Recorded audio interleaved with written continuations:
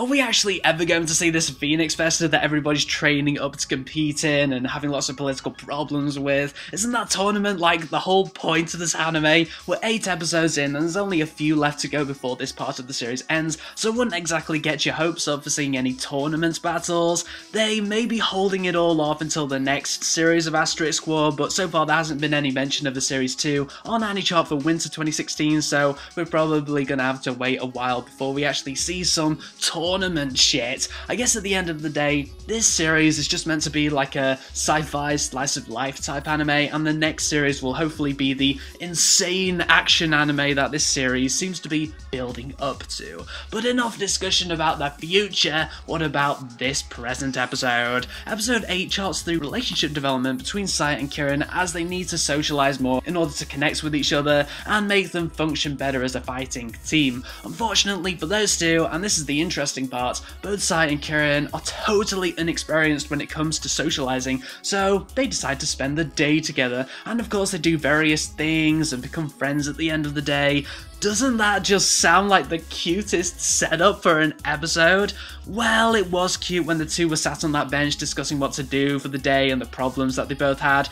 That was a great and interesting and intriguing scene, but after that, everything goes into average territory, mostly because all that happens after that bench scene consists of Saya and Kirin just doing things, and they don't actually address any of their problems, such as their lack of social skills, or their different fighting styles, or their different choice of weapons. Oh no, Kirin and Saya just go to the gun shop, then they go swimming, then Saya fights this blonde arsehole. There is this moment in this anime where Saya stands up for Kirin, but instead of Kirin being given the chance to stand up for Saya, Saya just defeats the bully with ease. There's no moment where Kirin can actually build up some pride in herself. There's not even a moment where the two help each other socialize with a multitude of other characters so that they can actually learn some socializing shit, and I still stand by that Kirin is not an interesting character. Not really, especially compared to Saya. The problem is not that Kirin is technically a weakling, but that Kirin has very little motivation to improve herself, aside from swimming, but even that was awkward because Kirin was embarrassed to learn how to swim, instead of really wanting to swim.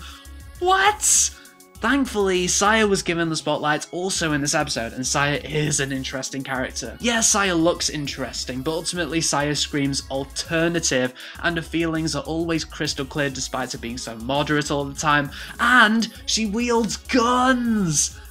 Guns! Asterisk War could have been insanely more unique if Saya was the main character, but so far, whilst Asterisk War looks cool and has a cool concept, the execution has been surprisingly average overall. I mean, considering the Asterisk world is so huge and complex, it hasn't really been explored as much as it could have been. So yeah, this was a predictable yet slightly cute episode, and oddly enough I actually buy that Saya and Kirin call each other by their first names, as I feel that even though they didn't really solve their social problems, they still connected with each other pretty well, and their connection is way stronger than Kirin and Ayato's as developed in the last episode. And wasn't it convenient that the ending implied Saya and Kirin could potentially face off against Ayato and Hulies, and there was also a mention of a potentially super strong villain just before this series wraps up.